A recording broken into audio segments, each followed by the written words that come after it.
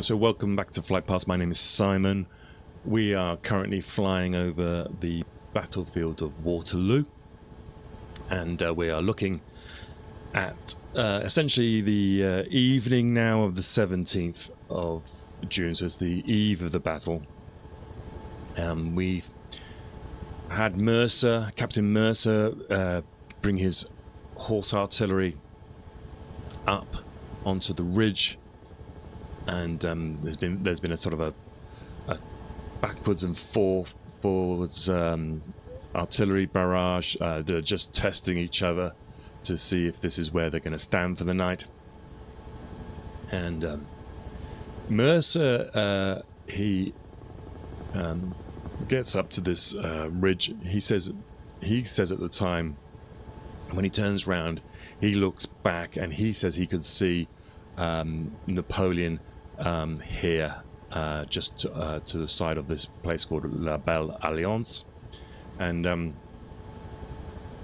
Napoleon was basically testing the Wellington to see if he would hold his position at this point.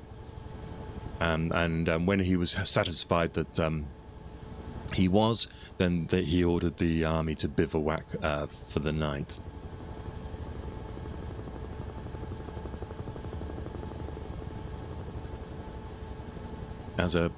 This is the ridge here, so Wellington's army will start bivouacking along here.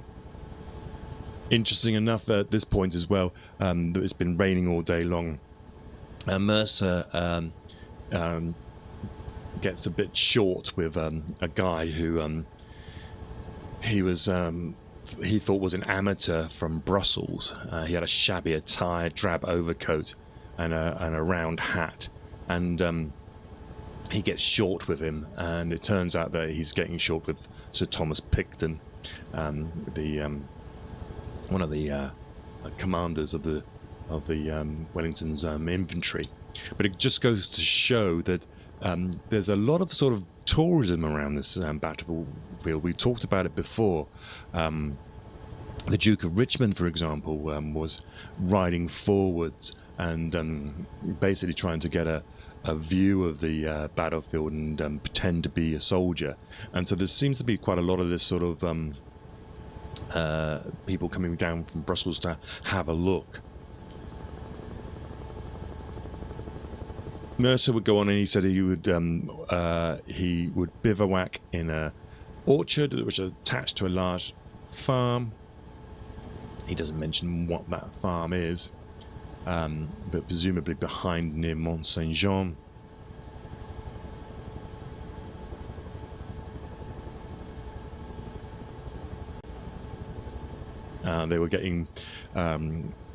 They were sending for ammunition from Brussels to be brought forward. Remember, he only had 50 rounds on his return from Quatre Bras. Those 50 rounds that he had used up essentially by Genappe, and so when he got up here he needed to rearm.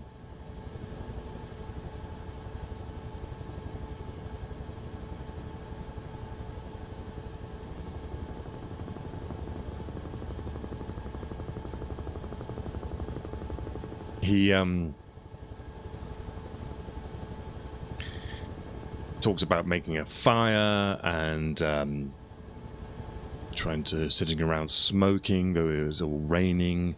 There's a lot of sounds of musket fire going on, and this wasn't actual fighting. This was they were discharging their weapons, trying to clean their guns and not have powder in the pans. And he says at this point the troop he was with were in an agreement that this was just going to be a pause on the continued retreat. And remember, Wellington had said to the Prussians, come to me at this ridge here. Come to me here if you've got if you can, with a corps of at least of your troops. Otherwise, he was going to pull back, probably on the 18th, And when he said he was going to pull back, he was not going to stop at Brussels. Presumably, there was no convenient battlefield or defensive position between Waterloo and Brussels. There was a wood essentially in his way. I don't think city fighting was conducive for Napoleonic type of warfare. It was hard to keep control of troops. It was hard to organize cavalry. So his actual target, if he couldn't stand here, was actually to come back to the fortified port of Antwerp. What that would have meant for the Prussians, we don't know, but this is a sort of classic sort of maneuver that Wellington did. Saw it a lot in the peninsula. He would pull back to Lisbon when he didn't have an advantage, and so he was going to do the same thing here if he didn't stand.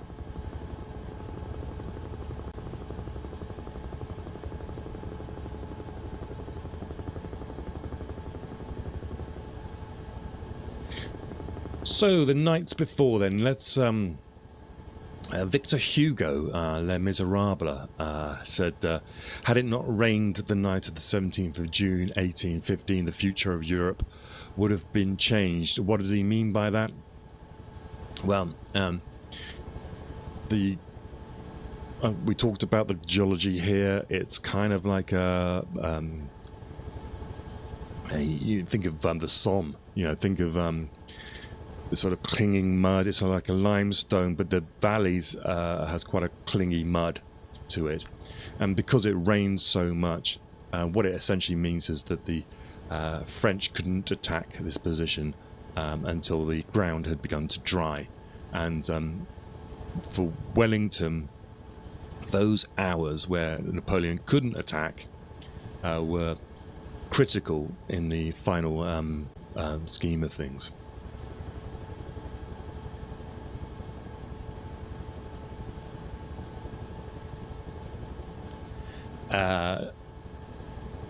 Napoleon had supposedly had a good line at this time. He says something like, "A battle, gentlemen, are you sure you know what a battle is? Between a battle won and a battle lost, there are empires, kingdoms, the world, or nothing."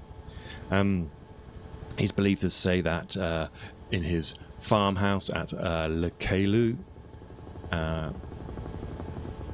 And we'll spin around here and we'll go and have a look at that. I'm going to try and keep in the helicopter as much as possible to begin with, and we will be jumping out to it when we start looking at the actual battle itself, because it's easier to spin around. But you just get a good sense of the slopes here. We're going down the slope now. This is La Haison. This is the centre of the position, Wellington's position, and we're coming across here, across these fields. Now remember the fields as well. We mentioned this at Quatre Bras. The crops are they're probably head height, or even higher. They're not this sort of genetically modified stuff at a certain height. This stuff was quite high. So when we talk about the troops hiding in the crops or being surprised by things, it's usually because they've literally come across units in the fields because they're so disguised by them.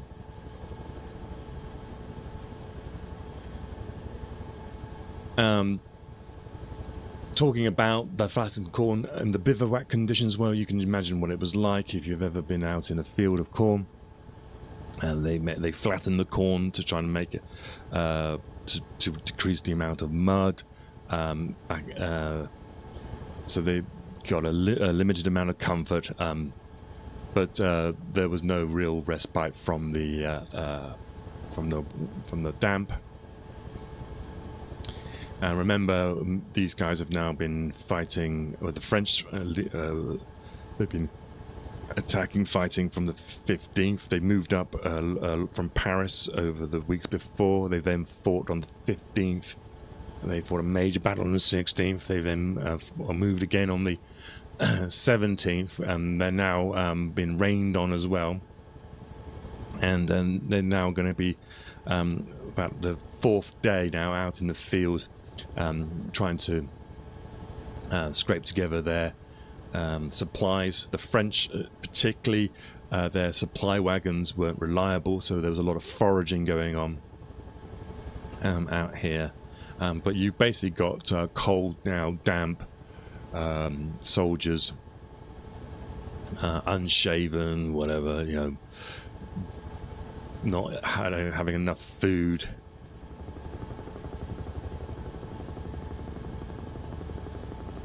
There was poor latrine discipline is reported as well. The air becomes quite fetid quite quickly. This, we're going back over, this is Waterloo down here, just below us now. So that was where Napoleon would spend the night.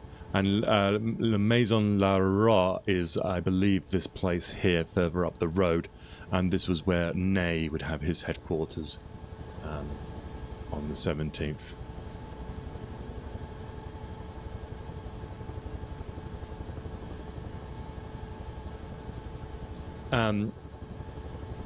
We're just going to dot this sort of history with these little sort of quotes and things so you can get the sense of the feeling that was going on. There's a guy called Captain Werner, and he reported he was a member of the 7th Hussars, and he spent his whole night, he said, in the saddle, and he was covering the Allied right wing, so he was over possibly somewhere in this area here.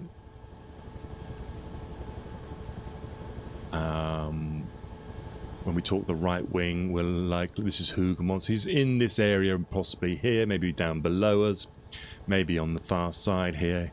But that's the sort of, the Hussars tended to be these sort of patrolling, sort of wing management kind of troops.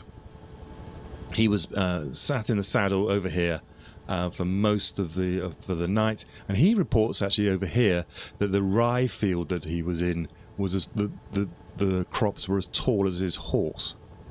So that gives you an idea of the height of the crops.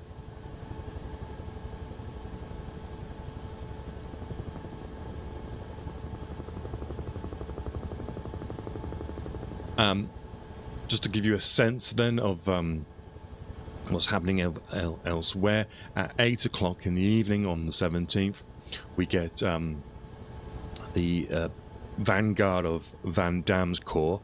He's arriving at Gembloux, which was... let me just pause here and grab the map. So that at the same time as Napoleon is coming here,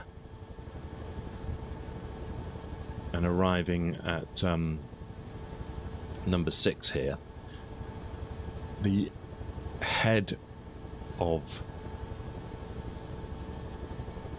Vanguard's corps is arriving at Gembloux. So they haven't gone very far from Ligny.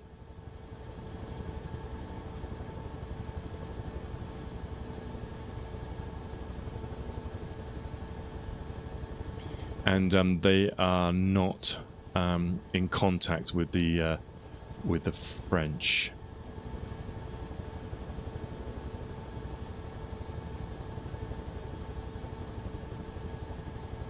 So we can see that in a certain sense, you've got the Prussians coming sort of more towards Wellington's position, and you've got the French going away from each other.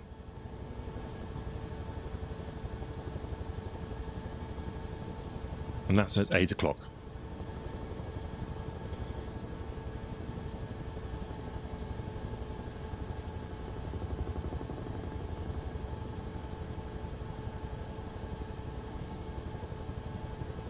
Okay. And around about this time, we know that Napoleon dined alone in his headquarters here, where the white dot is. At the same time, it's believed Wellington was up. I believe he stayed the night at the an inn in Mont Saint Jean. So if we spin around, we'll go and see if we can find that. And at the same time, this is when it's believed that Uxbridge, Lord Uxbridge, who is technically the second in command of Wellington's army, asks Wellington what his plans are for the day. And Wellington replies, who will attack the first tomorrow, I or Bonaparte? And Uxbridge replies, Bonaparte.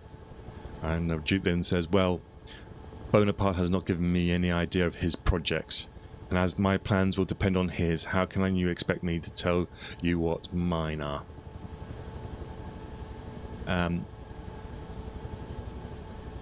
Now, I'll come back to this in a second, but he thinks, he probably then says he thinks he's gone too far, and he adds on to this, there is one thing certain, Uxbridge, that is that whatever happens, you and I will do our duty, possibly.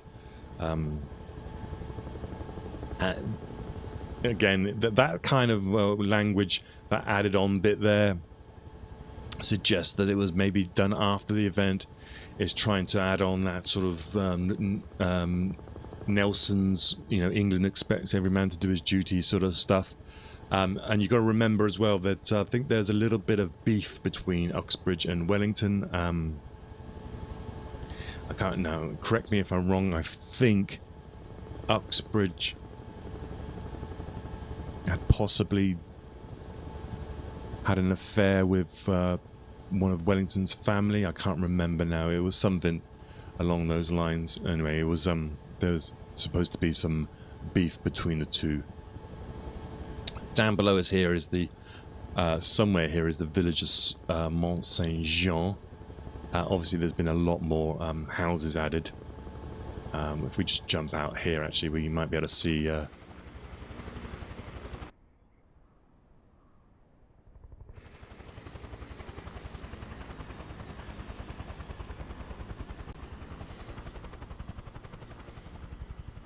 Where it's likely to be. Usually a church is a good sign that that's the old part. You notice here, this is actually photogrammic imagery. So photogrammic imagery on top of satellite imagery. And this is one of the reasons why I wanted to do this, because it's now has this.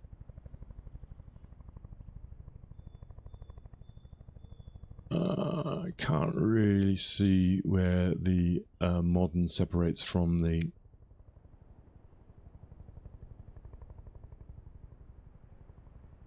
old. You can kind of see though where this forest was, and the suburbs have obviously now crept into this area. But you can see how big the forest below.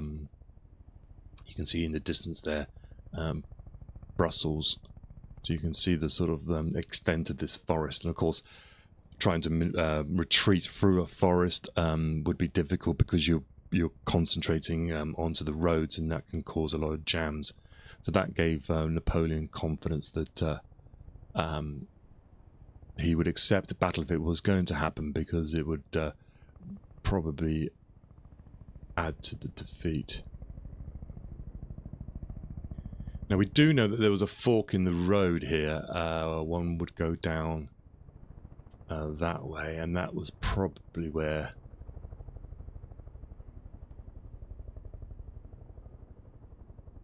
So we might be here. This is actually Waterloo itself. The Battle of Waterloo was believed to be named after this place because it was the closest place that had an English sort of sounding title to it. But you can see it's quite a distance away from the actual field itself. Anyway, let's jump back in the copter.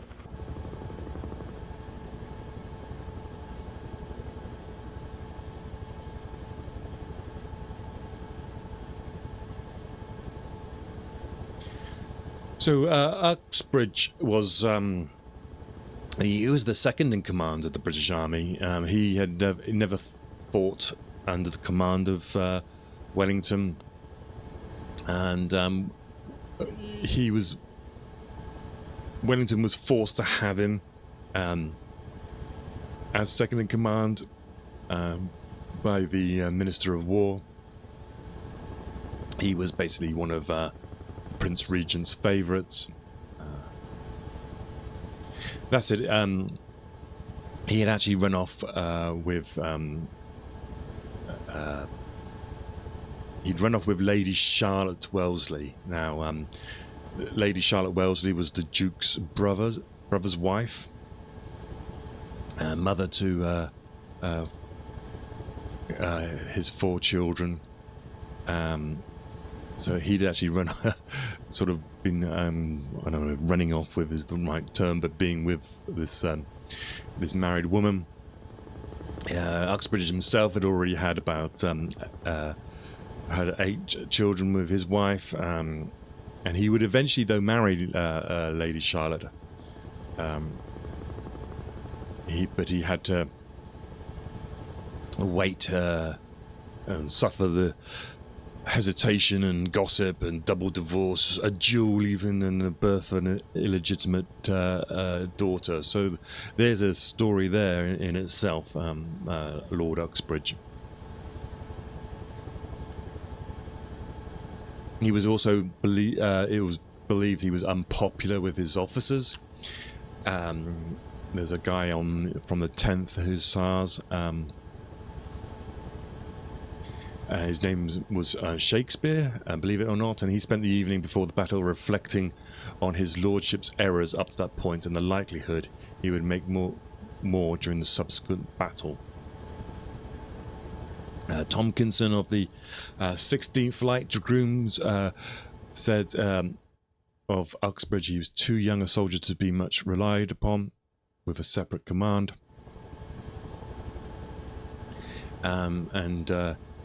Uxbridge likes to wear the uniform of the old regiment of the 7th Hussars.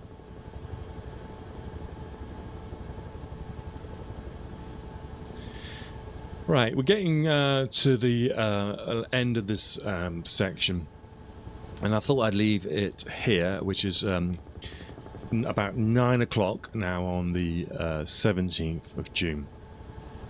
And this is when Napoleon, who's set up in his headquarters at the farmhouse at Le Caillou, and we'll head there now.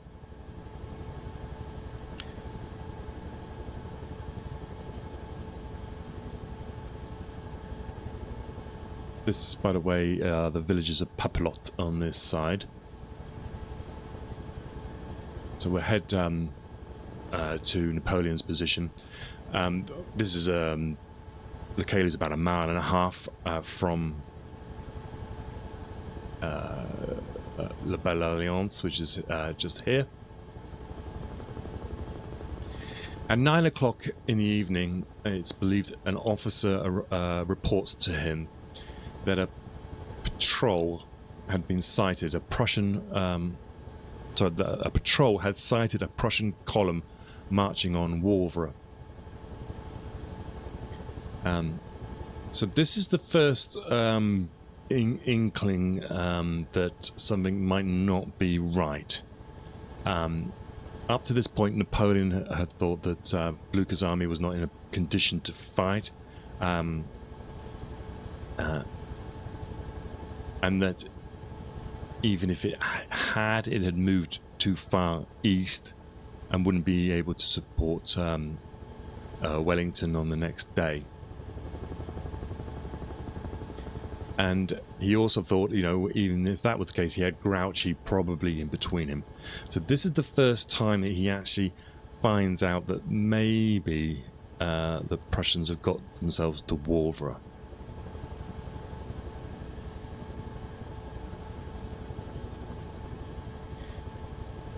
Unlike at Ligny, where he went straight to bed and didn't write his orders, he always previously liked to write his orders just before he went to bed or late, very early in the morning, so that it got around to his officers early on. So he sends out his orders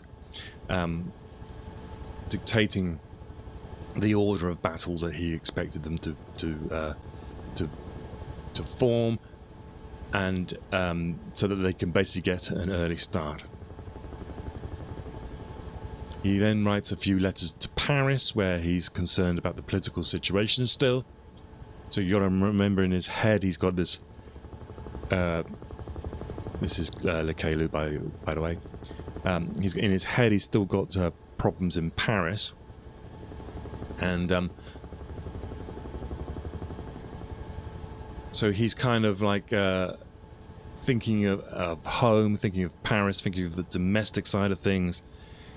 He's got strategic thoughts, tactical thoughts to do, and so he's kind of got a lot going on in his head.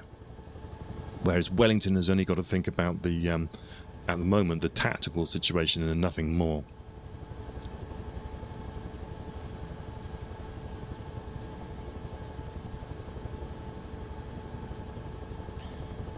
And on that note, then, we shall pause here. And